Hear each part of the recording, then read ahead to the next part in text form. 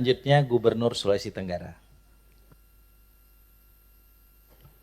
Bismillahirrahmanirrahim. Assalamualaikum warahmatullahi wabarakatuh. Selamat siang, salam sejahtera untuk kita semua. Salam, Om Swastiastu, Namo Buddhaya, salam kebajikan. Yang saya hormati, yang terhormat pimpinan Komisi 2, yang mohon maaf kami tidak sebutkan satu persatu, takut ada yang salah. Yang saya hormati Menteri Dalam Negeri, dalam hal ini diwakili oleh Wakil Menteri beserta staf.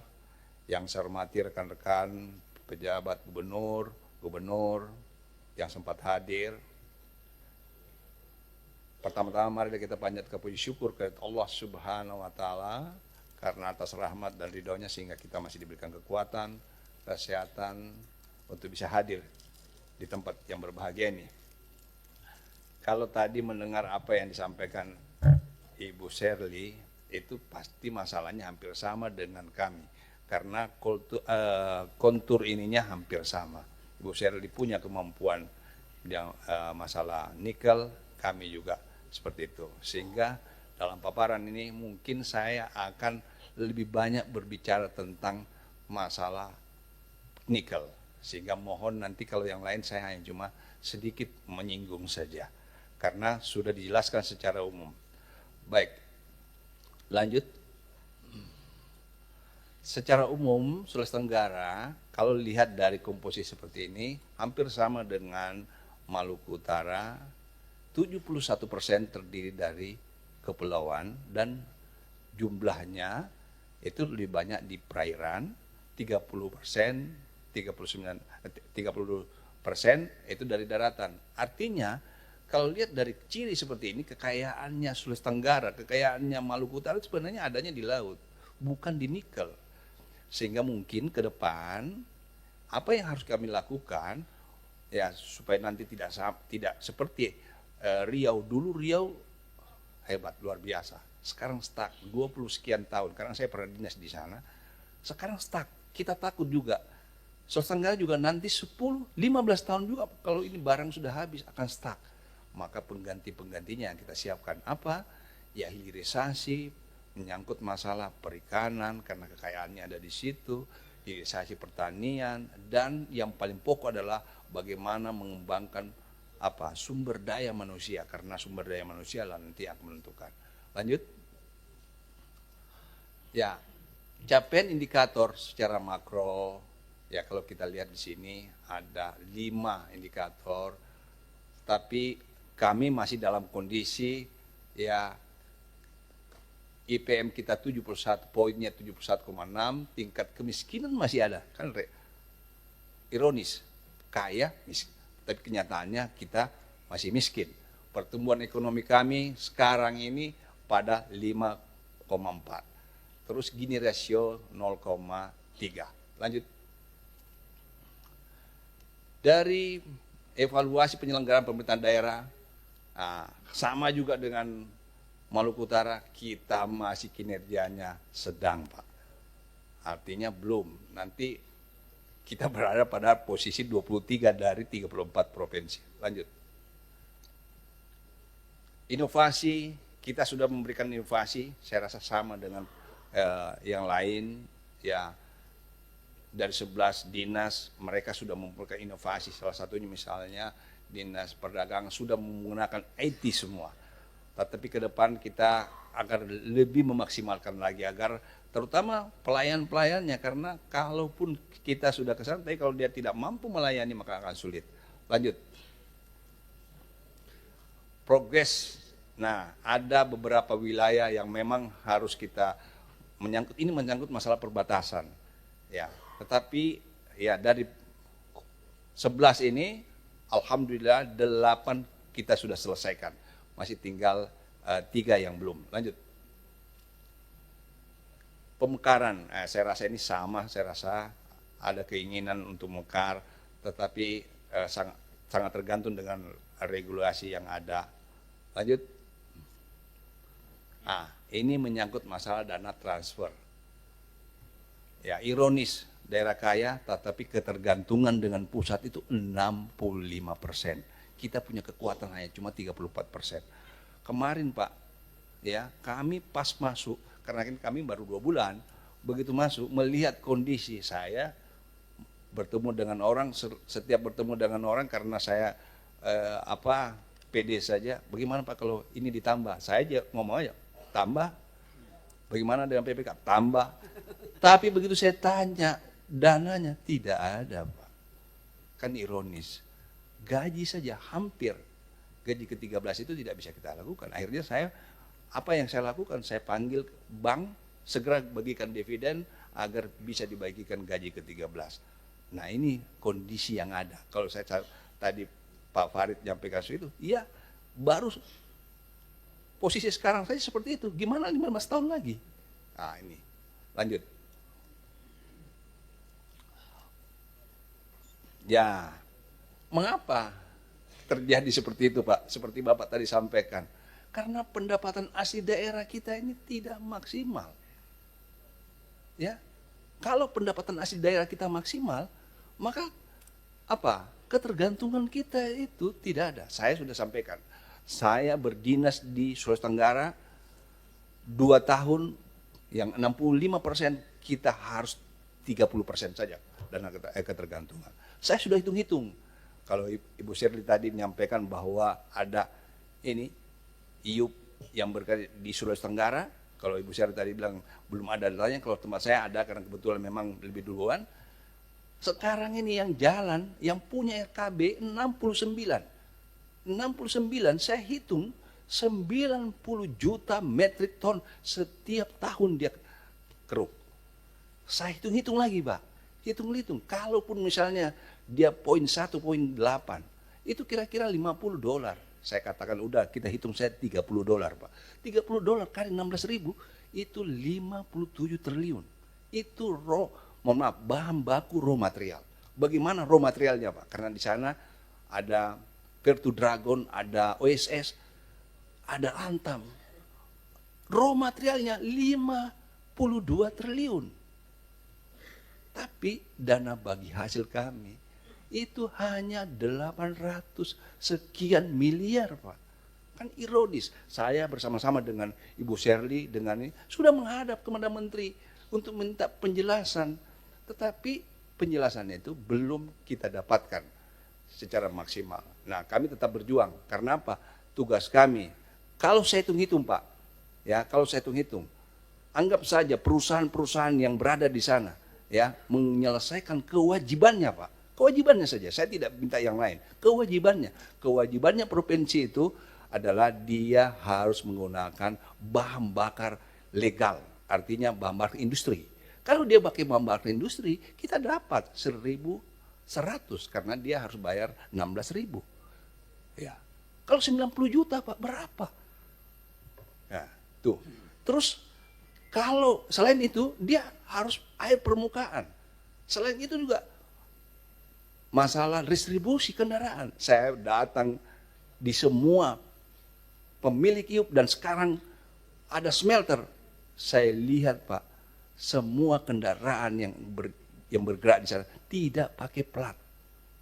Luar biasa. Ada lagi, mohon maaf ini saya tidak ingin berpolemik. Tapi silakan kalau misalnya bapak-bapak mohon, saya akan tunjukkan itu.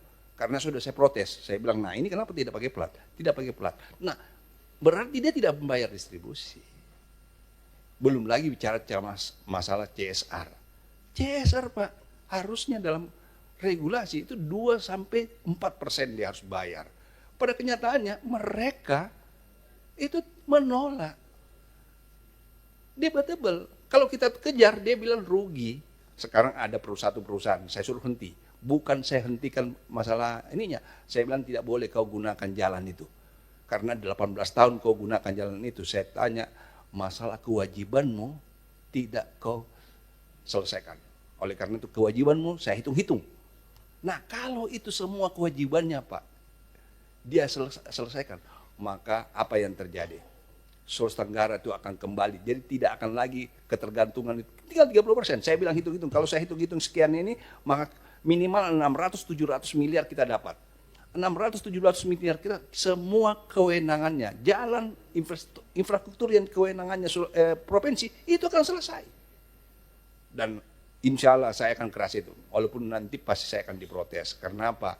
Ya pasti pemilik-pemiliknya itu kan pasti ada yang ini. Tapi ya saya pikir inilah kesempatan kami. Saya sudah sampaikan sama ini. Ya lanjut. Nah ini kondisinya ya tidak perlu saya jelaskan karena saya pasti sudah dianin. Lanjut.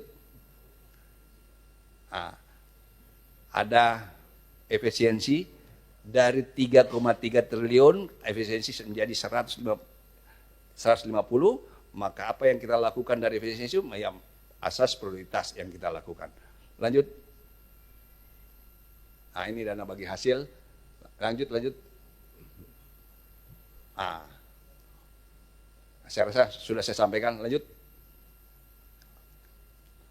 BUMD dari 13 itu ada aneka usaha, yaitu ya pada umumnya bank ya, tapi ada yang sesuai dengan aturan bahwa dari OJK untuk Bank Sultra dia harus memenuhi 3 triliun. Kenyataannya sampai sekarang itu tidak mampu. Akhirnya kita harus KUD. Nah, terus untuk melakukan upaya-upaya lain agar tidak sama dengan itu, untuk BUMD yang lain dari 17 kabupaten kota kita gabungkan menjadi satu BUMD. Lanjut. Nah, lanjut.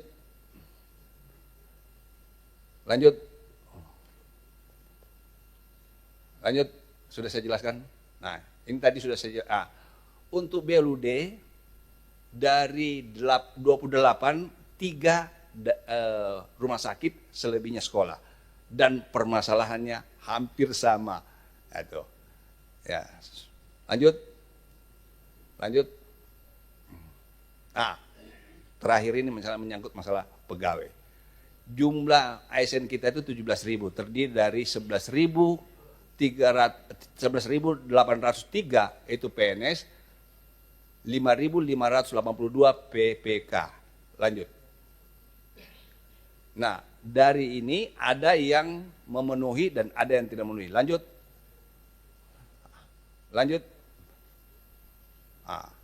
Usulan ya khusus untuk kebutuhan CPNS ya untuk 5 tahun ke depan ya kita tidak menerima lagi guru karena memang kuotanya sudah habis.